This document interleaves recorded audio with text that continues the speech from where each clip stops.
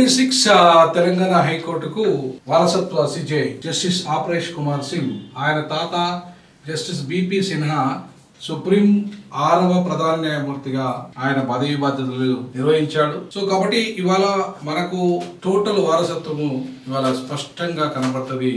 మనకు సుప్రీం న్యాయ వ్యవస్థలే కాకుండా హైకోర్టు న్యాయ వ్యవస్థలలో కూడా దాదాపుగా 70% ఇప్పటికీ కూడా వాళ్ళ తండ్రులు, తాతలు, మనవలు, మనవరాళ్ళు ఈ రకంగా టోటల్ వారసత్వ న్యాయ వ్యవస్థ భారతదేశంలో కొనసాగుతుంది. సో అందులో భాగంగానే ఇప్పుడు మొత్తం సిజే అయ్యేటోళ్ళు కానీ లేదంటే చీఫ్ జస్టిస్లు కానీ, నేను మొన్న వచ్చిన గవాయ్ గారు కానీ, కేజీ బాలకృష్ణన్ కానీ ఇట్లాంటి వాళ్ళకి వారసత్వం లేదు. అంటే వాళ్ళకు వచ్చే జనరేషన్ ఉంటే ఉండొచ్చు కాదు, కానీ ఇప్పుడైతే ప్రజెంట్ అయితే వాళ్ళకు వారసత్వం అయితే లేదు. సో ఇప్పటికీ 70% వారసత్వ రాజకీయాలు అదే బ్రాహ్మణ కుటుంబం నుండి ప్రధానంగా ఇవాళ మనకు సిజేలంతా కూడా దేశంలో ఉన్న అన్ని హైకోర్టులలో సిన్హాలు, శర్మలు, వర్మలు లేదంటే ఇంకా ఇట్లాంటి వాళ్ళే టోటల్ బ్రాహ్మణాధిపత్యము, అగ్రవర్ణ ఆధిపత్యం ఇవాళ టోటల్ న్యాయ వ్యవస్థలో వారసత్వ రాజకీయాలు, వారసత్వ న్యాయ నియామకాలు, వారసత్వం మొత్తం అంటే ఒక ప్రజాస్వామ్యబద్ధమైన న్యాయ వ్యవస్థ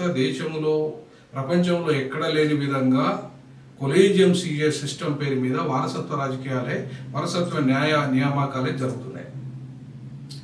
సో కాబట్టి అందులో పైన వాళ్ళ నాన్న, తాత ఇట్లాంటి వాళ్ళు కీలకంగా సిజేగా పనిచేసిన వాళ్ళు ఉన్నప్పుడు వాళ్ళ ఇన్ఫ్లుయెన్స్ ఇంకా కొనసాగుతూనే ఉంటుంది. వాళ్ళ కొడుకులు ఉన్నప్పుడు ఆ కొడుకులను కీలకమైన పోస్టులు ఇప్పిస్తుంటారు. వాళ్ళ మనవలు ఉంటే వాళ్ళ మనవలు కీలకమైన పోస్టులు, మనవరాలు ఉంటే మనవరాలు కీలకమైన పోస్టులు. ఈ రకంగా 70% ఈ రోజు వరకు కూడా వారసత్వ నియామకాలు న్యాయ వ్యవస్థలో జరుగుతున్నాయి. దానికి ప్రధాన కారణం ఏంటంటే కాన్స్టిట్యూషన్లో ఎక్కడ లేని విధంగా కొలీజియం, ఎక్కడ కూడా కొలీజియం అనే పదమే లేదు, కొలీజియం సిస్టమే లేదు. జడ్జీలను నియమించుకునే పరిస్థితి ప్రపంచంలో ఎక్కడా లేదు. ఈ ఒక్క భారతదేశంలో ఈ బనవాద బ్రాహ్మణీయ అదే ఉన్నత న్యాయస్థానాలలో ఇది జరుగుతుంది. సో కారణం ఏంటంటే వాళ్ళు మొదటి నుండి మొత్తం న్యాయ వ్యవస్థను తమ కబ్జాలో, కబంధ హస్తాల్లో పెట్టుకున్నారు. ఇప్పటికీ అదే కొనసాగుతుంది. వేల సంవత్సరాలుగా ఈ బ్రాహ్మణ ఈ ఆధిపత్య అగ్రవర్ణ కులాలు తమ యొక్క న్యాయ వ్యవస్థను తమ గుప్పిట్లో, చదువును తమ గుప్పిట్లో పెట్టుకొని చదువు కేవలము త్రివర్ణాలకే పరిమితం చేసి అందులో బ్రాహ్మణులకే ఎక్కువ పరిమితం చేసేసి మిగతా వర్ణాలకు చదువు దూరం కావడం వల్ల, విద్య దూరం కావడం వల్ల ఇవాళ వాళ్ళకి సంపద దూరమైంది, అధికారం దూరమైంది. అన్ని వ్యవస్థల్లో ఈ వర్గాలు ఏ వర్గాలు అయితే ఉన్నాయో ఈ వర్గాలన్నీ కూడా పేద బడుగు బలైన వర్గాలు, బీసీ, ఎస్సీ, ఎస్టీ మైనారిటీ వర్గాలంతా అందులో మహిళలు కూడా శూద్రులే కాబట్టి మన ధర్మశాస్త్రం ప్రకారంగా ఈ భారతదేశంలో అగ్రవర్ణ మహిళలు కూడా శూద్రులే కాబట్టి అగ్రవర్ణ మహిళలు కూడా ఇవాళ అవకాశాలు తక్కువగానే ఉన్నాయి.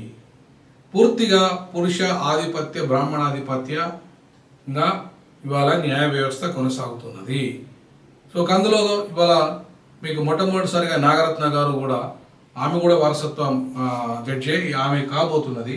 నెక్స్ట్ 2027లో మొట్టమొదటి మహిళ జస్టిస్ నాగరత్న గారు కాబోతున్నారు. ఈ విధంగా మొత్తంగా ఈ వారసత్వ నాయకుడైన అది జస్టిస్ ఆపరేష్ కుమార్ సింగ్ సిన్హా, బిపి సిన్హా కుమారుడు రాబోతున్నాడు.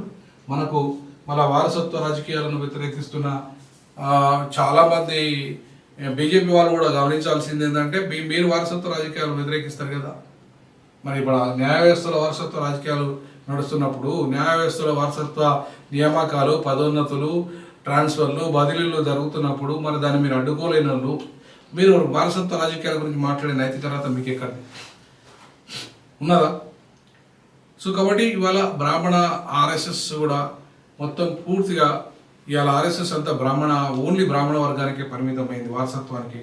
కాబట్టి బ్రాహ్మణ వర్ణం మాత్రమే ఆ ఆర్ఎస్ఎస్లో ఆధిపత్యం చేస్తుంది. కాబట్టి ఆర్ఎస్ఎస్ కంట్రోల్లో బీజేపీ ఉన్నది కాబట్టి బీజేపీ దీన్ని కంట్రోల్ చేయలేదు. కాబట్టి ఎందుకంటే బ్రాహ్మణులే ఇక్కడ పూర్తిగా ఆధిపత్యంలో ఉన్నారు. కాబట్టి ఈ వారసత్వ బ్రాహ్మణ అగ్రహారంగా మారిన ఉన్నత న్యాయస్థానాలను పాపం గవాయ్ లాంటి వాళ్ళు, లేదా కేజీ బాలకృష్ణ లాంటి వాళ్ళు, దళితులు, ఇంకా బీసీలో సదాశివం లాంటి బీసీలో, లేకపోతే ఇంకా కొంతమంది ఎస్టీలు అయితే ఇంతవరకు సుప్రీంకోర్టులో ప్రాధాన్యత లేదు.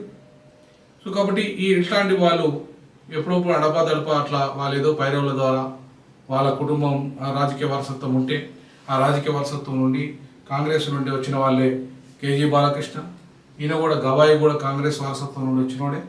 సో ఈ కాంగ్రెస్ మెహర్బానీతో వచ్చి ఇవాళ బీజేపీ అధికారంలో ఉన్నప్పుడు అనివార్యంగా తప్పనిసరి పరిస్థితులలో సీనియారిటీని బట్టి గవాయి గారు వచ్చారు కాబట్టి, సో అక్కడ కాంగ్రెస్ ప్రభుత్వంలో వాళ్ళ నాన్నగారు సీనియర్ గవాయి గారు ఉండి ఆయన గవర్నర్ పదవి తర్వాత కేంద్ర మంత్రి లాంటి పదవులు చేసి ఆయన పైరవుతోని జస్టిస్ రామకృష్ణ గవాయి గారు వచ్చారు కాబట్టి ఆ గవాయి గారు ఇవాళ మళ్ళీ ఇట్లాంటి వారసత్వ నియామకాలని లేదంటే వారసత్వ బదిలీలని పదోన్నతులని ఆయన ఆపలేడు, ఆయన వల్ల కాదు.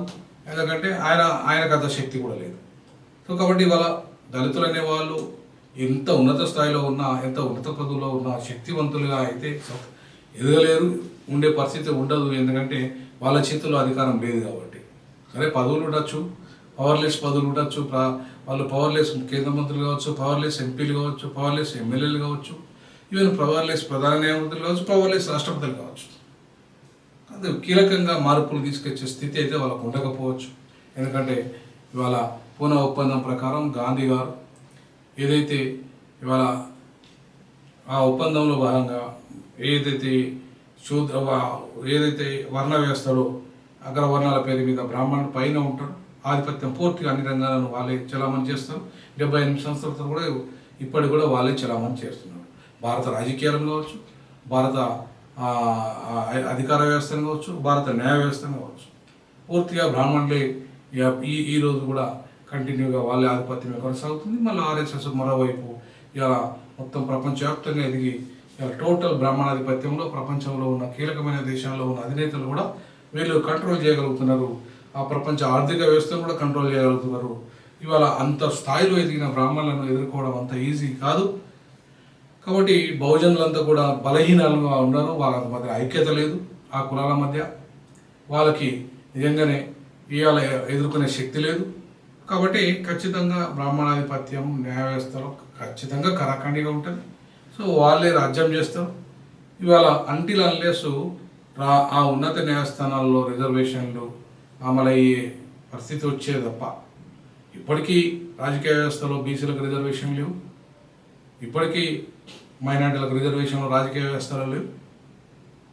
వాళ్ళ ప్రాతినిధ్యం ఒకప్పుడు రాజ్యాంగము ఈ రాజ్యాంగము ఎక్కడైతే కొత్త రాజ్యాంగం రాయపడక ముందు బ్రిటిష్ రాజ్యాంగంలో ముస్లింలకు, క్రైస్తవులకు, మహిళలకి, ఆంగ్లో ఇండియన్స్కి, క్రైస్తవులకి, తర్వాత బీసీలకి అందరికీ రిప్రజెంటేషన్ ఉండే. ఈ కొత్త రాజ్యాంగం వచ్చిన తర్వాత అవన్నీ తొలగించబడ్డాయి ఒక ఎస్సీ ఎస్టీలు తప్ప. ఆ ఎస్సీ ఎస్టీలు కూడా రాజకీయ బానిసత్వానికి ప్రతినిధులుగానే మిగిలిపోయింది తప్ప వాళ్ళు స్వతంత్రంగా ఎదిగిన పరిస్థితి లేదు, కాంక్షరంగా తప్ప ఈ దేశంలో. సో కాబట్టి ఇవాళ మనం చాలా స్పష్టంగా గమనించాల్సింది ఏంటంటే న్యాయ వ్యవస్థలో కూడా వంశం పారంపర్య బ్రాహ్మణాధిపత్య అగ్రకులాధిపత్య పరంపర కొనసాగుతుంది. ఆ పరంపరలో భాగంగా మనకు జస్టిస్ అపరేష్ సింగ్ గారు ఇవాళ హైకోర్టుకు, తెలంగాణ హైకోర్టుకు ఆయన ప్రధాన న్యాయమూర్తిగా వచ్చేసారు. మొన్నటిదాకా తాత్కాలికంగా ఎవరైతే ఉన్నారో ఆయన బదిలీ అయ్యారు. త్రిపుర హైకోర్టు నుంచి తెలంగాణ హైకోర్టుకు అపరేష్ కుమార్ వచ్చారు. త్రిపుర సీజేగా రామచంద్రరావు గారు ఆయన నియమించబడ్డాడు. ఆయన కూడా బ్రాహ్మణుడే అనుకుంటా. తర్వాత హైకోర్టు, తెలంగాణ హైకోర్టు నుండి జస్టిస్ సుజయ్ పౌల్, జస్టిస్ వినోద్ కుమార్లు వాళ్ళు కూడా బదిలీ అయిపోయారు. సో వాళ్ళు ఇప్పుడు జస్టిస్ వినోద్ కుమార్ మద్రాస్ హైకోర్టుకు బదిలీ అయినట్టుగా మనకు కనబడుతుంది. సుజయ్ పాల్ వెస్ట్ బెంగాల్కు అయినట్టుగా మనకు కనబడుతుంది. న్యాయకోవిదుల కుటుంబంలో జస్టిస్ అపరేష్ సింగ్ వచ్చాడు. ఆయన తాతగారు జస్టిస్ బిపి సిన్హా, సుప్రీంకోర్టు 6వ ప్రధాన న్యాయమూర్తి. So welcome to Telangana sir. తెలంగాణలో స్వాగతిస్తాం. బట్ వచ్చిన తర్వాత ఈ రాజ్యాంగానికి లోబడి దీనికి సామాజిక న్యాయాన్ని, ఆర్థిక న్యాయాన్ని, రాజకీయ న్యాయాన్ని కాపాడాల్సిందిగా D6 డిజాక్ట్ మిమ్మల్ని కోరుకుంటుంది. జై భీమ్, జై పూల, జై పెరియార్, జై సామాజిక తెలంగాణ, జై జై సామాజిక.